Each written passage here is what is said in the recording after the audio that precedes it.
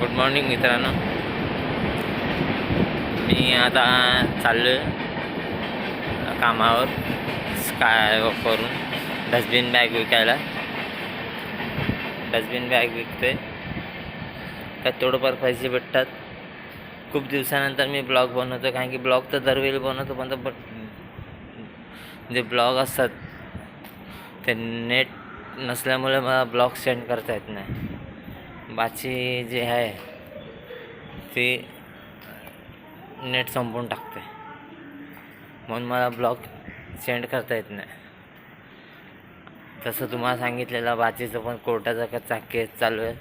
आता वरतून रूमचं पण प्रॉब्लेम चालू झाला आहे. मग सगळं टेन्शनमध्ये इकडे तिकडे काय करू काय नाही हे चालू आहे.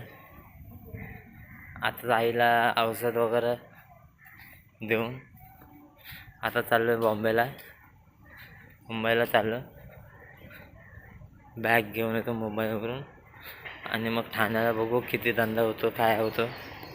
मग घरी येऊन परत तिचा अभ्यास घ्यायचा आहे. आता दुपारनंतर संध्याकाळी काम करायचं बोललो ते भेटत नाही आहे. पण तो बघू आता. गणपती बाप्पा माझं आराध्य दैवत आहे, त्या आराध्य दैवतावर सोडलेलं आहे. तेच माझं रक्षा करतील, तेच आमच्या कुटुंबाचं रक्षा करतील. आमच्याकडचे एक शेट आहेत, त्यांनी रूम दिला आहे, त्यांच्याशी पण भेटायचं आहे, बोलायचं आहे विटावामध्ये. बघू आता रूमचं काय होतं. पावसामध्ये रूम खाली करायचा बोललो तर नाही होणार. आणि माझ्या हातात मेन म्हणजे डिपॉझिट नाही आहे. डिपॉझिटसाठी पैसे नाही, म्हणून मला प्रॉब्लेम पडतो आहे. आता काय करायचं काय नाही, सजेशन भेटत नाही आहे.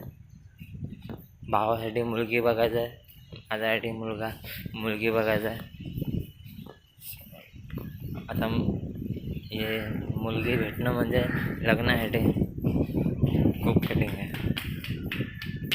आता मी काम करतो डस्टबिन बॅग वगैरे हे करून भाजीला सांभाळून. आता असा कोण मुलगी देणार. भाऊ तर कामाला जातो बारका, पण आता त्याला पण मुलगी बघणं. आता आईचं वय झालं आहे, आई स्वप्न बघत असे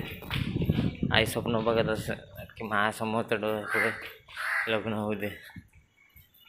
बघू काय होतं पुढे. भेटूया पुढच्या ब्लॉगला.